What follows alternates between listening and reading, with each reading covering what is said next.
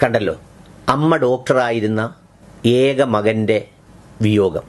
ആ മകൻ്റെ ഹൃദയം മറ്റൊരാൾക്ക് ട്രാൻസ്പ്ലാന്റ് ചെയ്യുന്നു.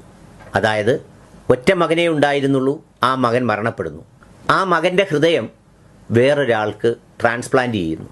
ആ ഹൃദയം നൽകാൻ തയ്യാറായ ഡോക്ടറായ അമ്മയോട് നന്ദി പറയാനായി ആ മാറ്റിവെക്കപ്പെട്ട ആൾ വരുന്നു.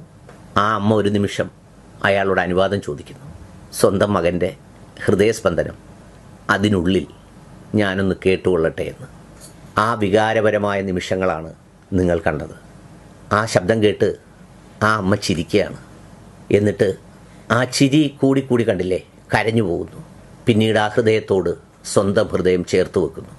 ഉദരത്തിൽ ഗർഭാവസ്ഥയിൽ ആദ്യം ഏതൊരമ്മയും തിരിച്ചറിയുന്നത് സ്വന്തം മകൻ്റെ ഹൃദയസ്പന്ദനമാണ്.